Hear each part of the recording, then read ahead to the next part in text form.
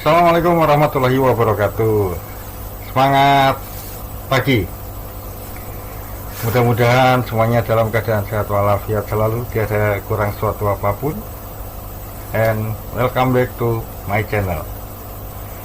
Oke, teman-teman sekalian, pada kesempatan ini kita akan berbicara tentang public speaking atau cara berbicara di depan umum. Atau mungkin teman-teman lebih paham terkait dengan pidato atau presentasi, itu hal yang sama tentang public speaking.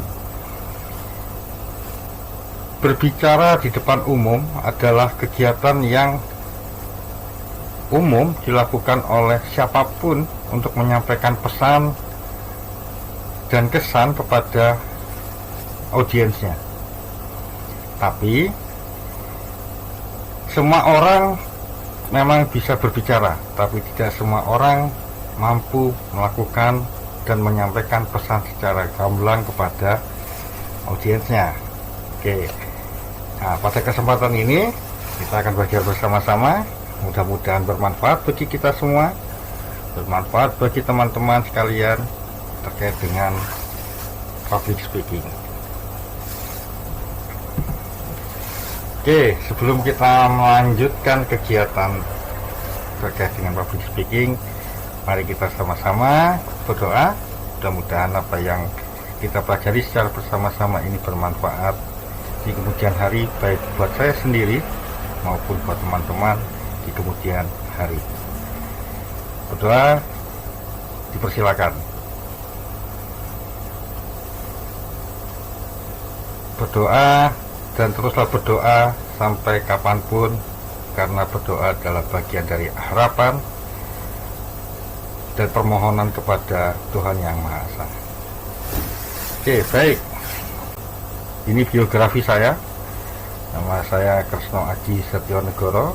Saat ini saya bertugas selaku analis bencana pada Direktorat Perlindungan Sosial Korban Bencana Alam di Kementerian Sosial Republik Indonesia. Ada beberapa pelatihan yang sudah saya lakukan dan saya ikuti sejak tahun 2012 sampai tahun 2020 yang lalu. Selain itu, ini beberapa sertifikasi yang pernah saya ikuti pada tahun 2019 maupun beberapa sertifikasi pada tahun 2020. Saya harapkan buat teman-teman sekalian, pada kegiatan ini kita melakukannya secara fokus, santai, rileks, karena kita akan belajar bersama. Yang pasti jangan lupa cemilan biar nggak ngantuk, seperti halnya saya. Segelas kopi memberikan kenikmatan.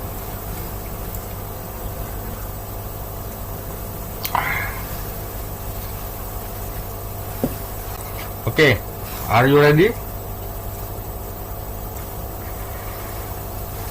Oke, bahwasanya public speaking is the art of science of effective oral communication with an audience.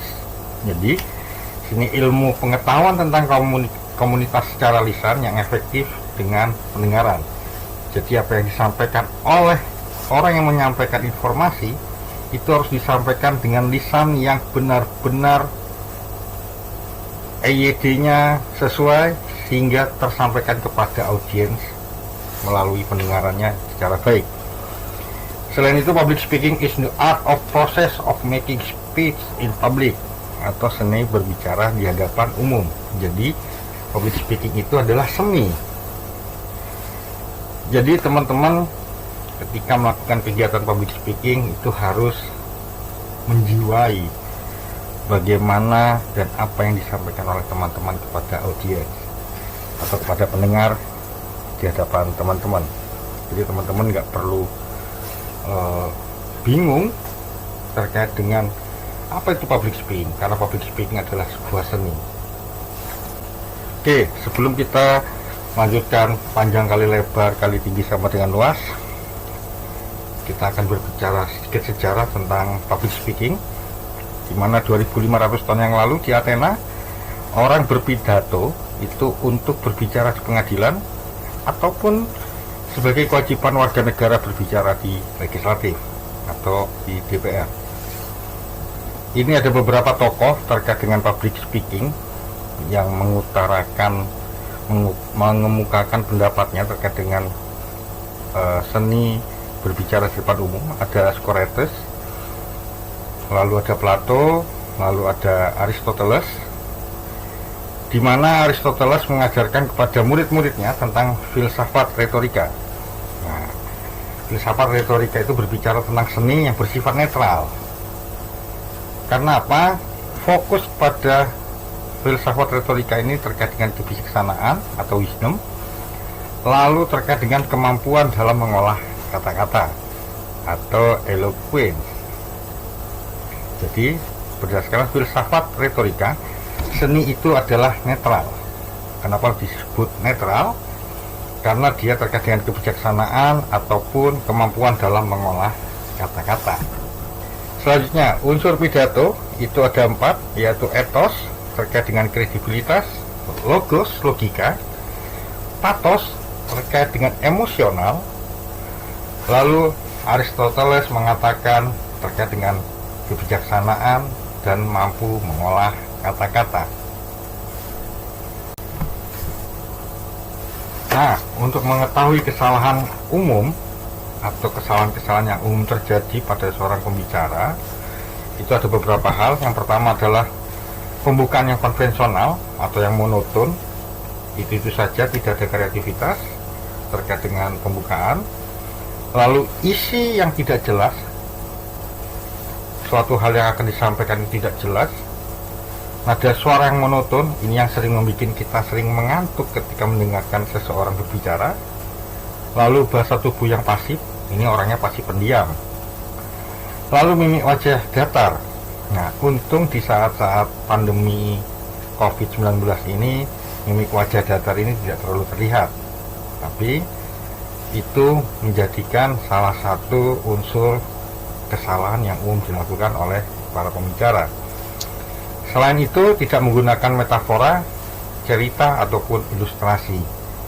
Justru kadang memberikan ilustrasi atau contoh kepada audiens itu adalah hal yang lebih mudah diterima dan dipahami oleh audiens. Itu beberapa kesalahan yang secara umum dilakukan oleh para pembicara, mungkin termasuk saya. Ya, kita belajar sama-sama sekarang. Rahasia seseorang dapat berbicara secara sukses itu ada beberapa hal. Yang pertama, belajar dari pengalaman diri sendiri. Sudah kodrat sebagai manusia, kita harus banyak belajar. Belajar dari kesalahan sebelumnya dan kita perbaiki di kemudian hari.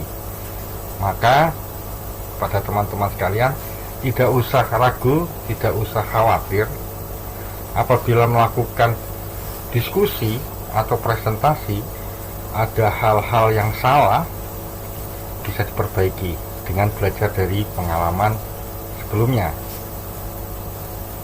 Lalu yang kedua, belajar dari pengalaman orang lain. Nah, teman-teman mungkin sering melihat para public figure menyampaikan presentasinya, atau dosen atau guru kita atau lingkungan kita, tetua-tetua lingkungan kita menyampaikan pidatonya. Itu kita bisa menjadikan bagian dari pembelajaran buat kita.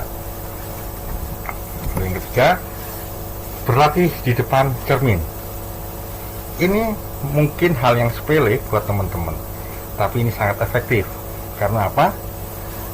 Ketika kita berbicara di cermin, kita secara tidak langsung akan melihat dua sisi di seberang kita yang hanya melihat kita dengan mimik muka yang sama dengan kita, dengan gerakan bibir yang sama dengan kita.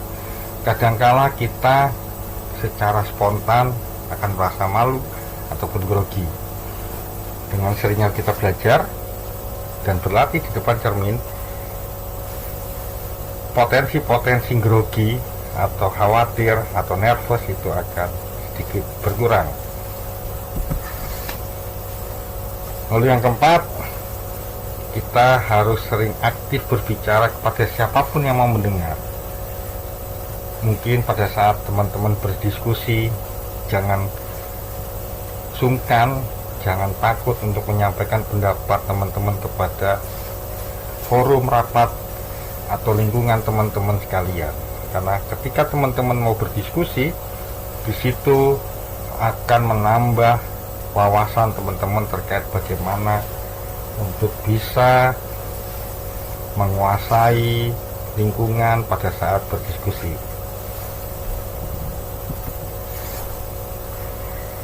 Oke, ini hal-hal yang sering terjadi kepada siapapun yang pertama kali berbicara di depan umum. Bisa mungkin dia keringat dingin, grogi, pucat, gemetar, bingung, atau tiba-tiba kencing, takut, gugup, atau mungkin sampai dengan sesak nafas. Dan itu hal yang wajar ketika kita pertama kali diminta untuk presentasi di depan umum.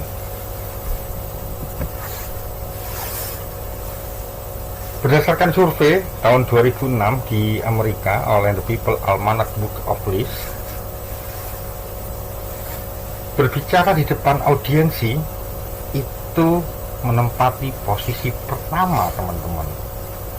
Posisi pertama yang ditakuti oleh masyarakat. Jadi survei ini dilakukan kepada 3.000 orang pada 2006 yang lalu.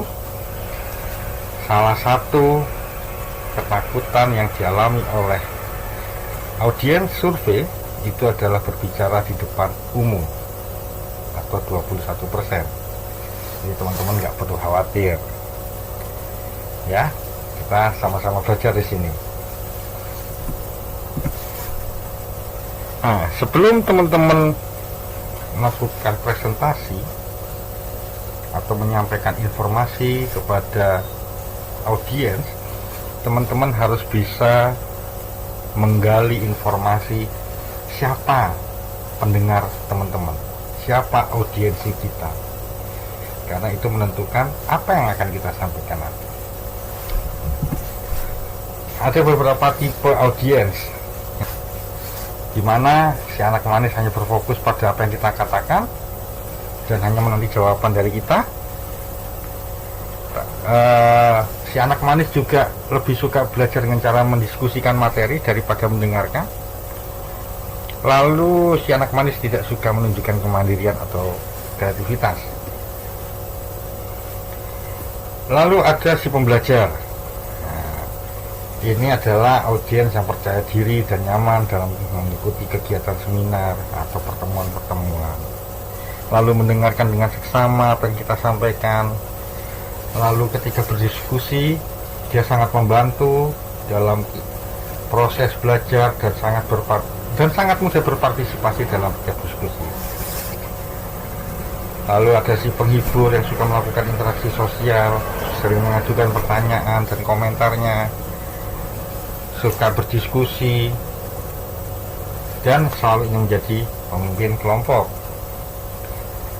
Selain itu ada si egois, di mana audiensi ini seringkali memulai dengan sikap seperti orang bermusuhan, sinis kepada kita.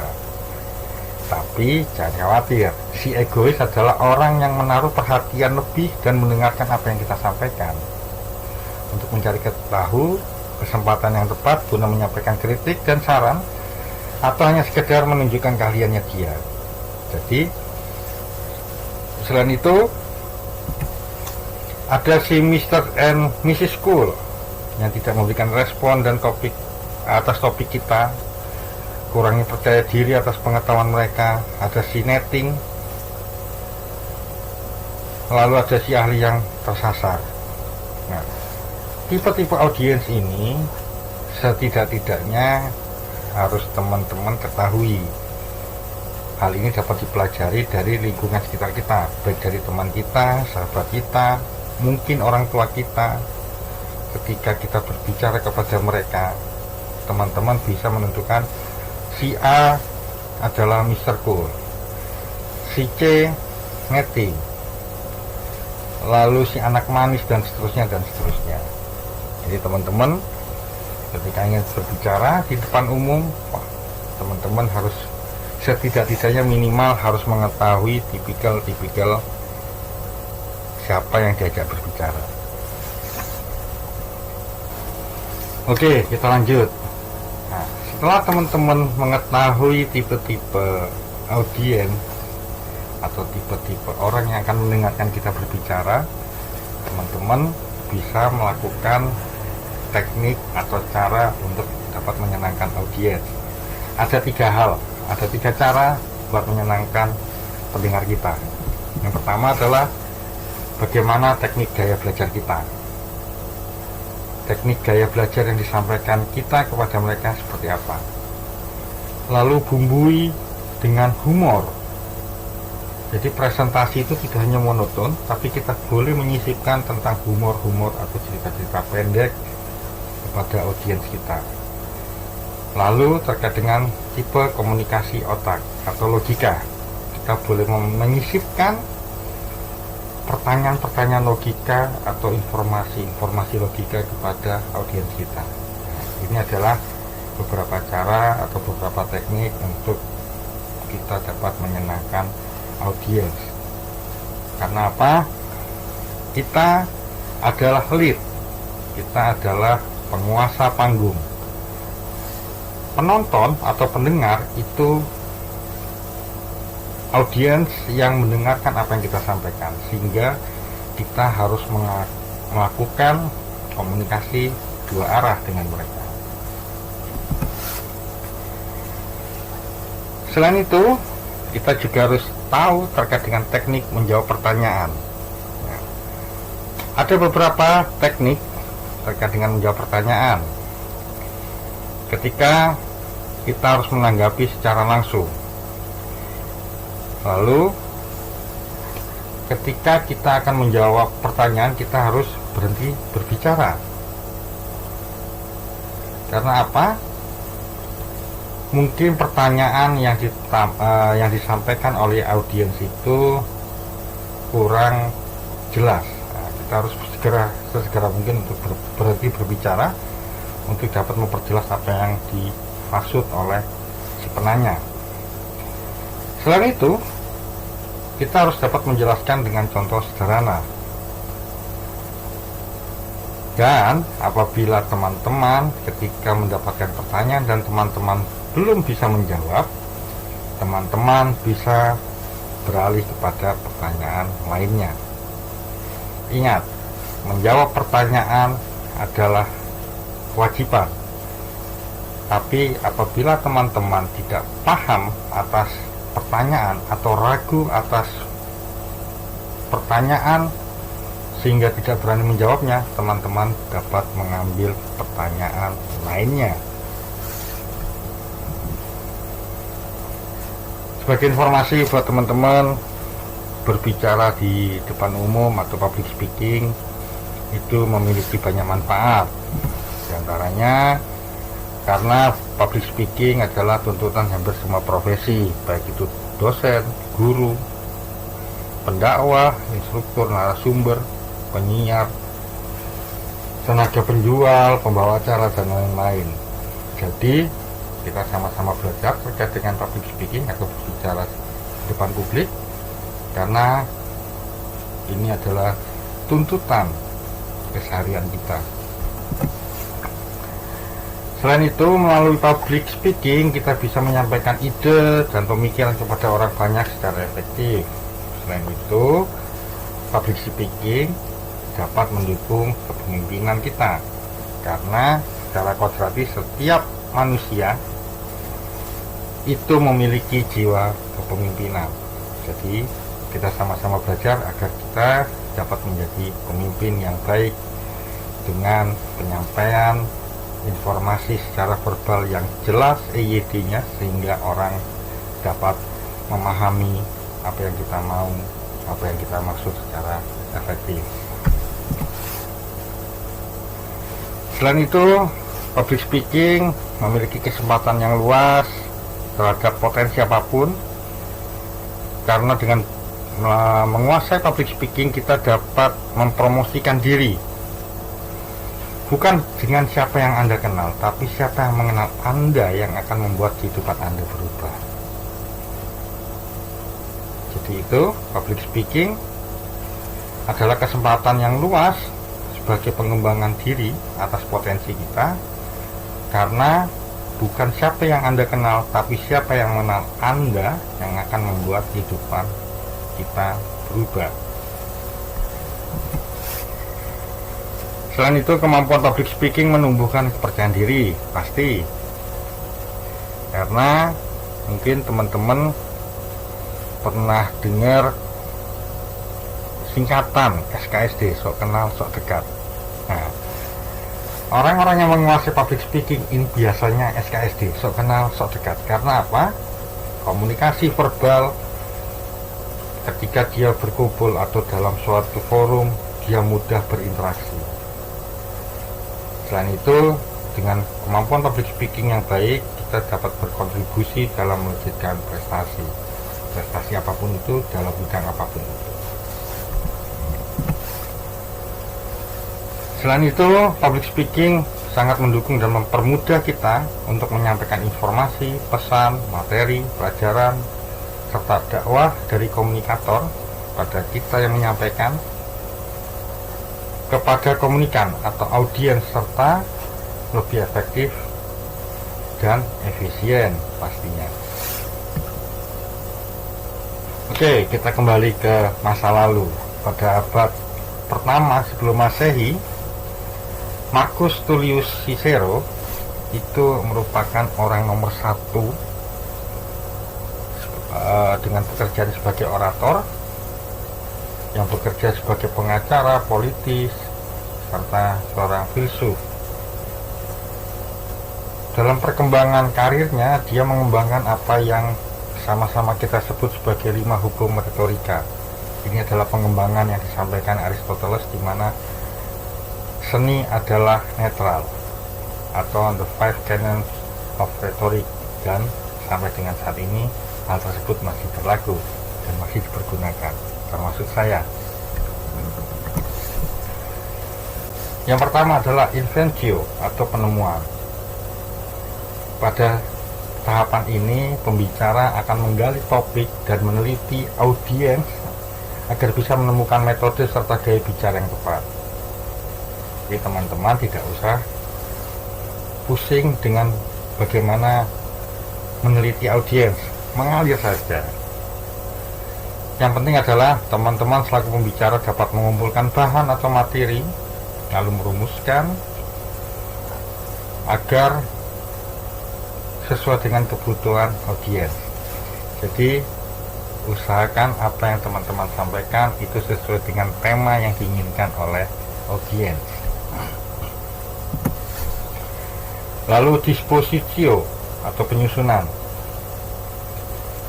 Pada kesempatan ini, pembicara akan menyusun presentasi atau mengorganisasikan pesan secara runut dan logis. Presentasi yang disusun itu harus tertib, harus tertata, tersusun agar menciptakan suasana yang favorable, dapat membangkitkan minat audiens untuk berinteraksi dan memudahkan pemahaman. Yang terpenting adalah dalam public speaking, hindari informasi pembicaraan yang panjang, melelahkan, dan membosankan. Biasanya hal ini terjadi pada pembicara yang memiliki materi yang banyak tapi tidak dapat mengorganisasikannya atau merunutnya secara baik.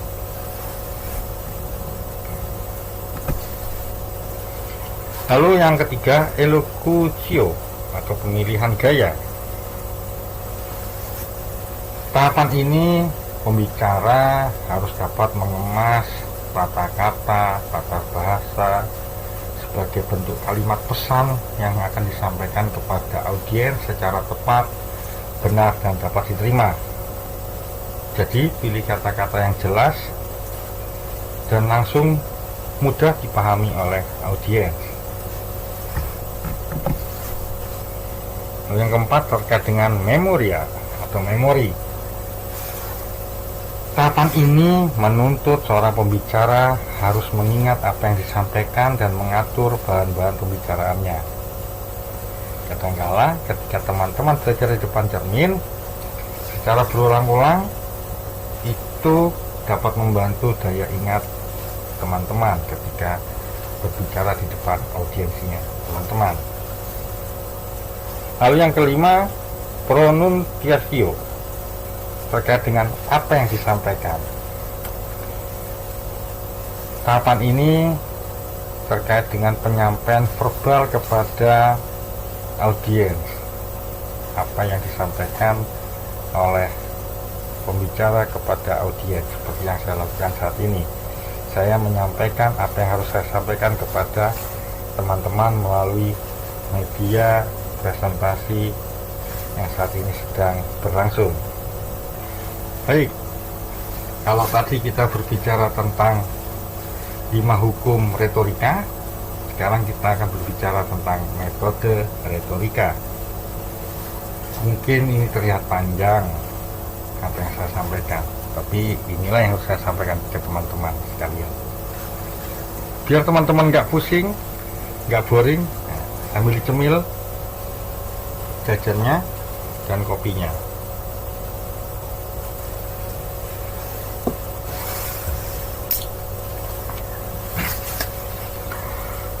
Oke, baik.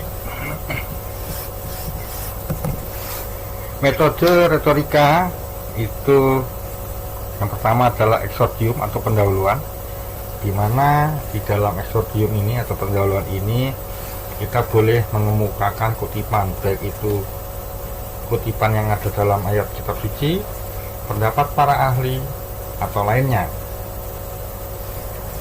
Selain itu, pada pendahuluan atau pembukaan kita boleh langsung mengajukan pertanyaan kepada audiens. Selain itu, dalam pendahuluan kita harus bisa mengilustrasikan secara spesifik tentang tema yang kita bahas, memberikan fakta yang mengejutkan, menyajikan hal yang bersifat manusiawi, dan mengetengahkan pengalaman yang ganjil. Ini hal-hal terkait dengan exordium atau pendahuluan.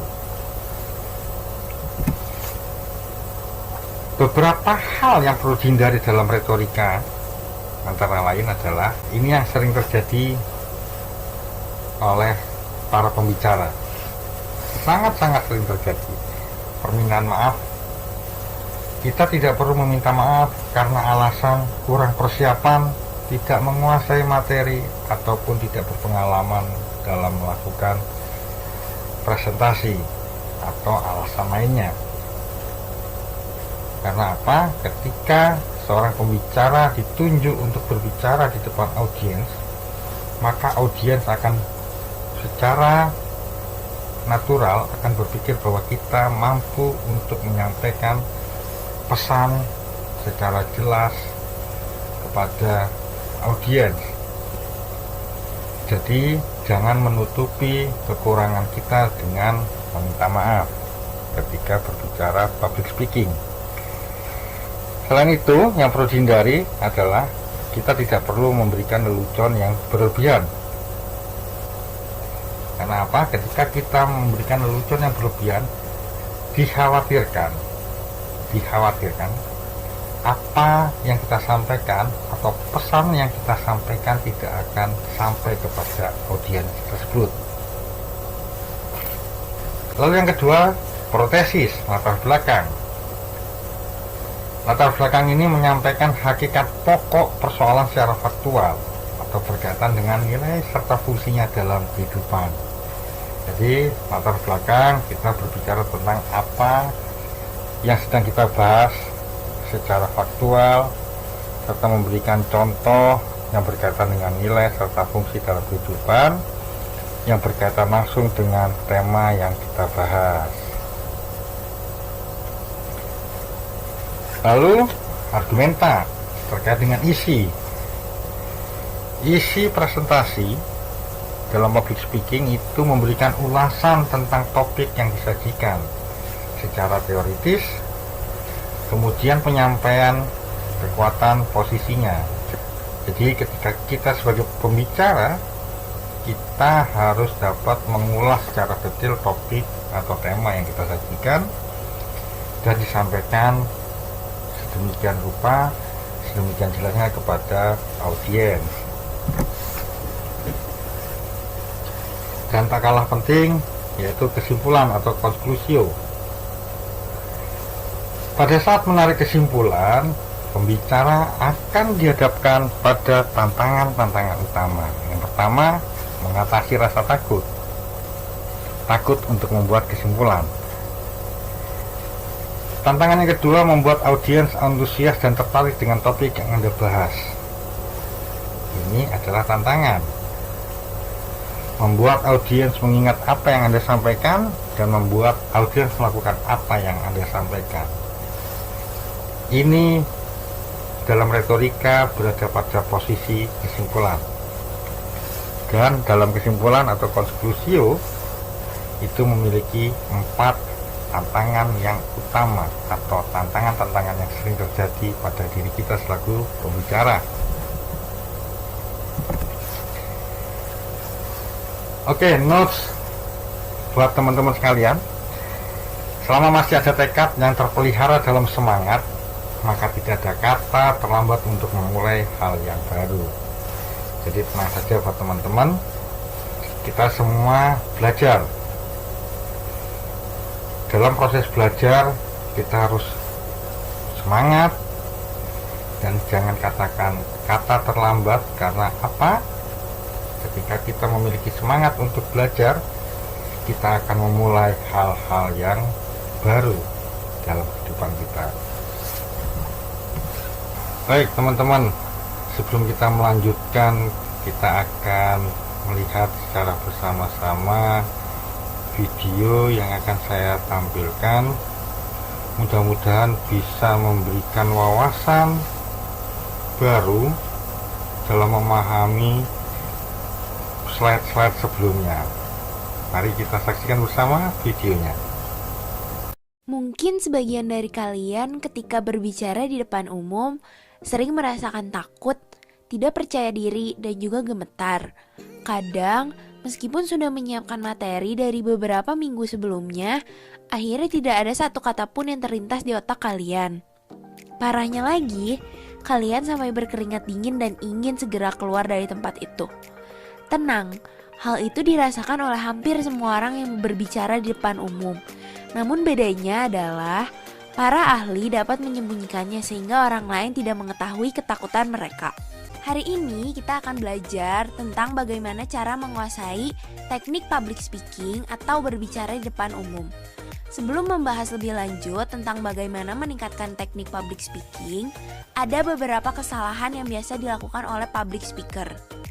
Yang pertama adalah isi materi yang tidak jelas, kemudian bahasa tubuh yang pasif, nada suara yang monoton, ekspresi yang datar, dan tidak ada ilustrasi dalam public speaking. Padahal, teknik public speaking merupakan skill yang esensial yang perlu dimiliki oleh semua orang. Mari kita langsung bahas caranya agar bisa lebih menguasai teknik public speaking. Yang pertama, persiapkan materi dengan baik.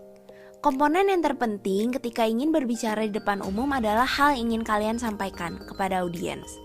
Untuk itu, disarankan bagi kalian untuk mempersiapkan materi secara matang. Pastikan untuk membagi materi menjadi 3 bagian, yaitu pembahasan awal, isi materi, dan penutup. Di awal, usahakan untuk menarik perhatian audiens dengan menyampaikan cerita, bertanya pengalaman, atau bisa juga memberikan fakta mengejutkan. Bisa seperti, menurut Anda, apakah finansial teknologi seperti GoPay dan OVO membantu perekonomian Indonesia atau justru semakin membuat terbelakang? Diisi, usahakan untuk menyampaikan materi yang terdiri dari cerita juga fakta. Bisa juga dengan memberikan ilustrasi yang memperkuat poin yang dibahas. Seperti contoh, 15 tahun yang lalu, saya pernah dihadapkan dengan seorang bos yang sangat micromanaging. Pada saat itu, dan lanjutkan. Di akhir, jangan lupa untuk menyimpulkan kembali isi materi dan tutup dengan kutipan dari ahli atau ajakan call to action. Contohnya seperti, yuk, mulai latih kemampuan bernegosiasi kalian dari sekarang. Dengan 3 bagian ini, audiens akan lebih mudah untuk mencerna apa yang ingin kalian sampaikan. Jangan lupa untuk membuat materi yang simple tapi mudah diingat oleh audiens.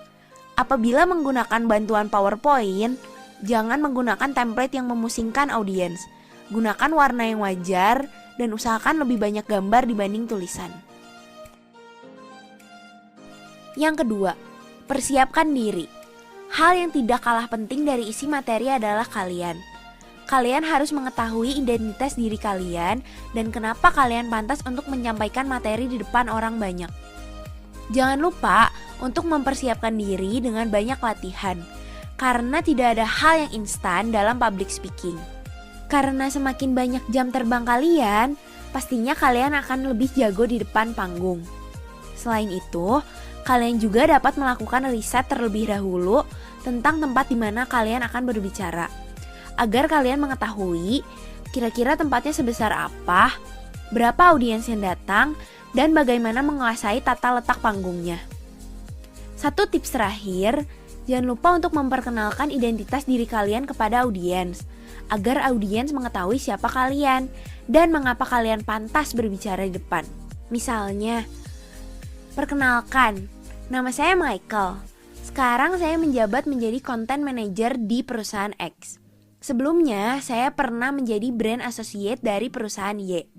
Hari ini, saya akan membahas tentang 5 poin untuk bernegosiasi.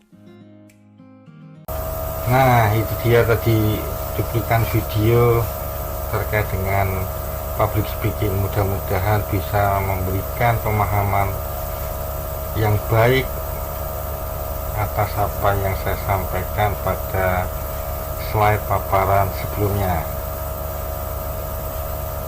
Baik, pada kesempatan ini kita akan lanjutkan ke paparan selanjutnya.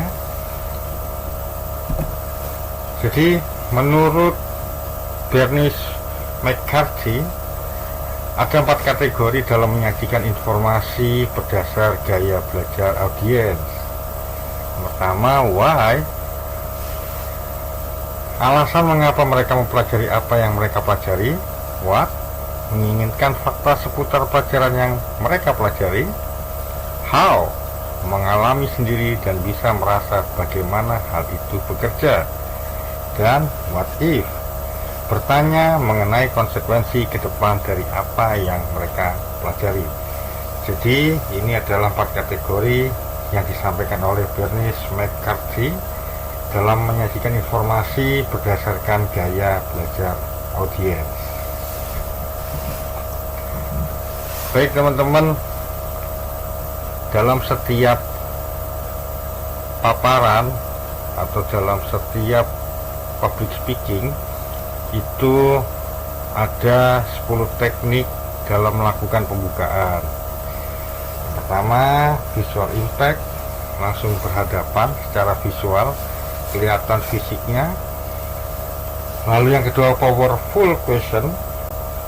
Lalu audience participation, kita bisa melakukan atau meminta audiens untuk turut serta berpartisipasi dalam kegiatan public speaking. Lalu yang keempat, story, kita bercerita.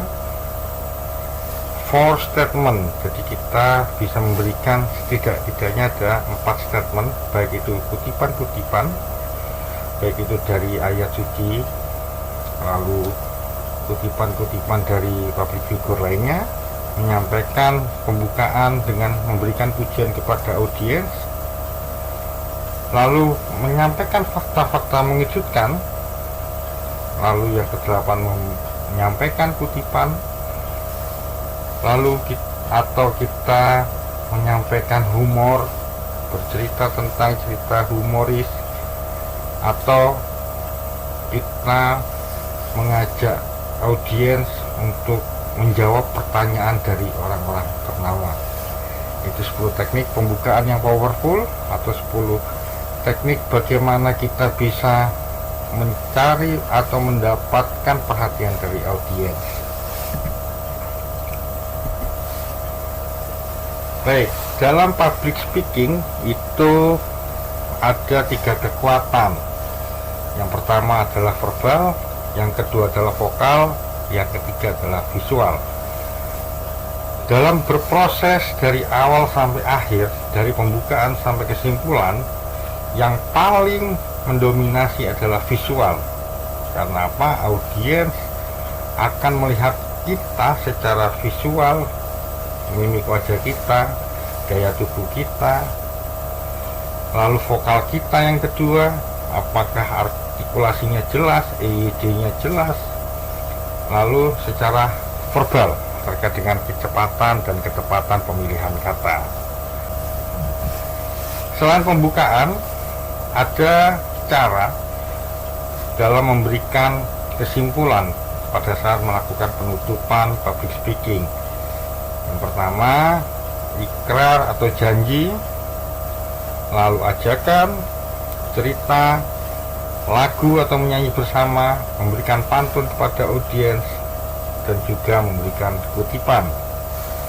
Agar hal ini dilakukan untuk memberikan kesan baik dan terbaik kepada tentang diri kita dari audiens. Dalam public speaking itu ada beberapa magic words atau beberapa kata yang baik digunakan saat menyampaikan presentasi kepada audiens.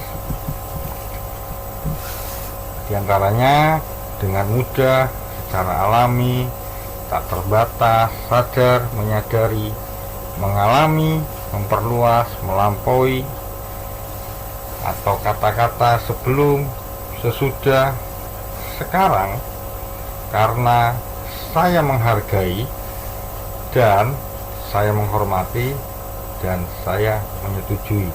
Ini adalah beberapa kata-kata yang sangat berharga ketika kita melakukan kontak komunikasi dua arah dengan audiens.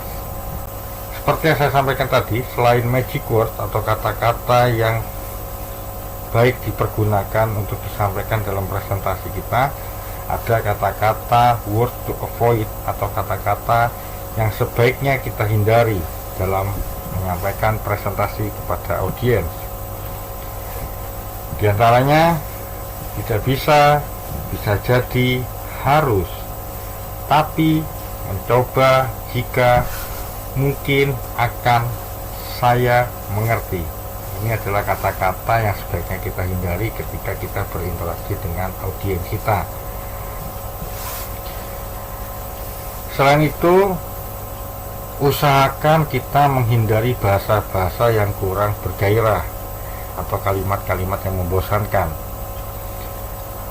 Usahakan kita menghindari menggunakan kalimat oleh karena itu, demikian, atau selanjutnya, karena itu adalah kata-kata yang sangat-sangat membosankan bagi para audiens. Dalam kegiatan public speaking atau penyampaian presentasi, kita harus berkomitmen dengan audiens kita dengan cara membuat aturan pada saat pelaksanaan public speaking atau presentasi. Contoh, meminta audiens belajar dengan gembira, lalu meminta audiens untuk mematikan handphone sementara, atau meminta audiens memberikan respon pada saat presentasi berjalan. Baik, dalam public speaking secara natural kita seringkali merasakan grogi. Nah, ini ada tips bagaimana cara untuk menghilangkan grogi kita.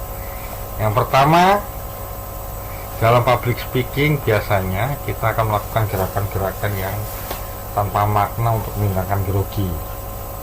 Sebenarnya hal itu sah-sah saja, tapi untuk hal yang sederhana kita cukup menarik nafas kita. Dan ingat, cara menarik nafas adalah melalui perut yang dikembangkan, perut yang dibesarkan, bukan membusungkan dada ketika menarik nafas. Apa begitu? Ketika kita menarik nafas, yang nampak adalah membusungkan dada, seolah-olah kita kurang menghargai audiens. Jadi ketika teman-teman grogi, ketika berbicara di depan audiens, teman-teman cukup melakukan gerakan tarik nafas, di mana tarik nafas itu adalah membesarkan bagian perut dan bagian dada. Selain itu, ketika teman-teman sudah mengeluarkan mungkin teman-teman beberapa kali mendengarkan saya menggunakan kata berhentilah sejenak. Karena apa? Proses ketika kita berbicara, biasanya kita tiba-tiba ngeblank. Karena apa? Presentasi itu bukan kegiatan untuk menghafal, tapi memberikan pemahaman kepada audiens. Jadi ketika teman-teman sudah melakukan pembicaraan mengeluarkan kata sebaiknya diam sejenak. Setelah teman-teman yakin, tenang, baru bisa dilanjutkan. Karena apa? Dalam presentasi public speaking, kita harus bisa menjalin hubungan kontrak dengan audiens. Ada keterikatan batin antara pembicara dengan audiensnya. Selain itu, ada teknik menggunakan posisi mic yang baik.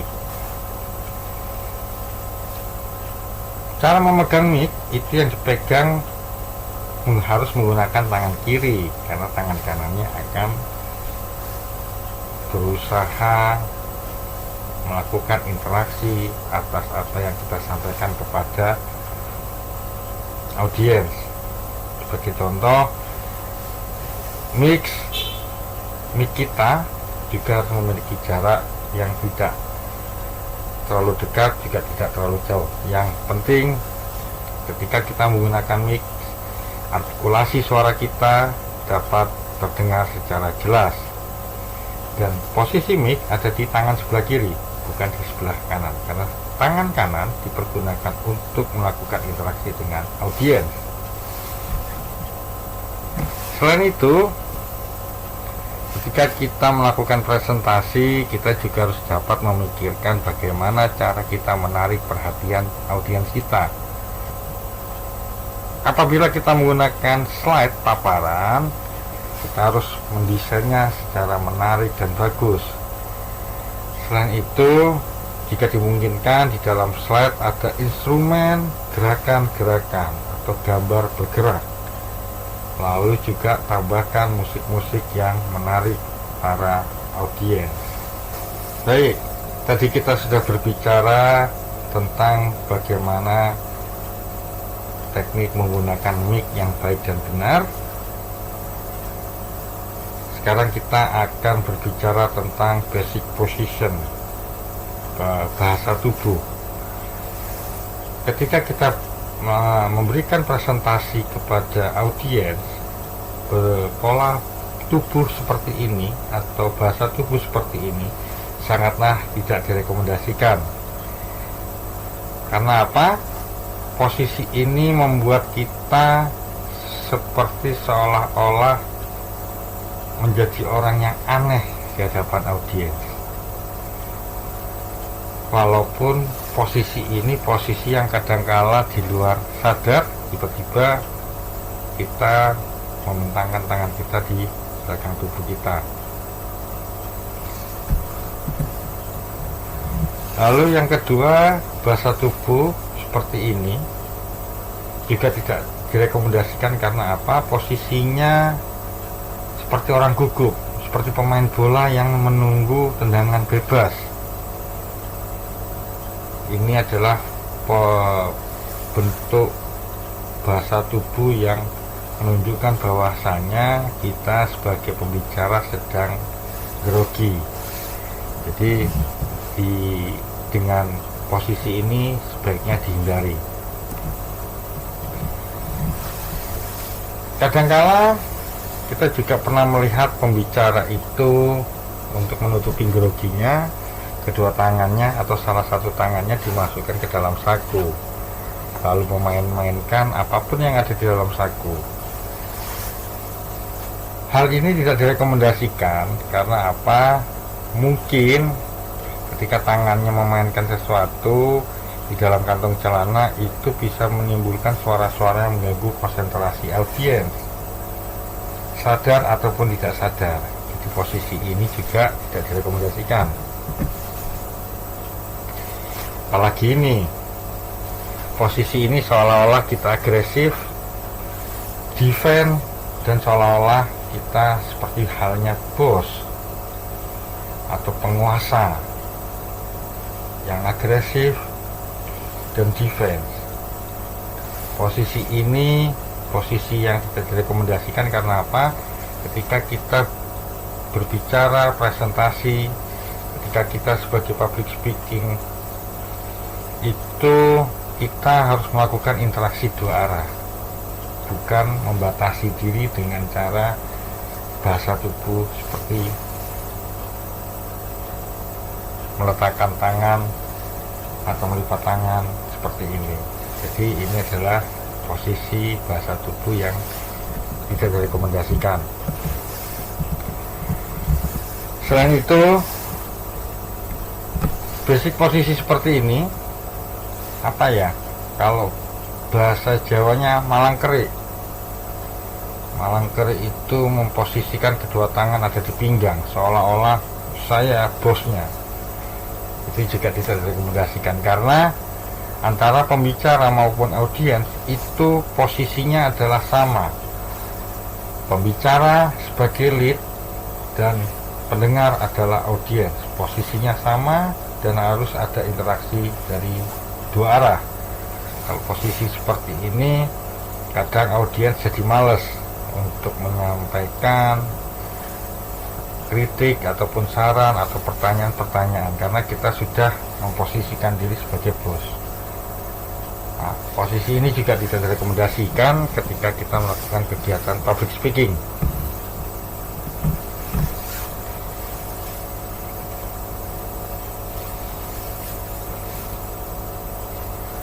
Lalu selanjutnya posisi siap seperti ini. Ketika melakukan kegiatan public speaking, posisi ini jika tidak direkomendasikan karena kita terlihat kecil, gugup, dan lemah di hadapan audiens. Jadi posisi ini juga tidak direkomendasikan. Dari beberapa bahasa tubuh ketika melakukan public speaking, ini adalah salah satu basic position atau bahasa tubuh yang saya rekomendasikan karena ketika kita berinteraksi dengan audiens kita akan terlihat percaya diri ketika menyampaikan presentasi kepada audiens. Jadi ini adalah posisi yang saya rekomendasikan. Lalu nanti tambahan-tambahannya nanti sambil mengalir, teman-teman tangan kiri memegang mic, tangan kanan tetap berada di posisi seperti halnya posisi ini, tapi pembedanya adalah yang sebelah kiri memegang mic, yang sebelah kanan tetap berinteraksi kepada audiens.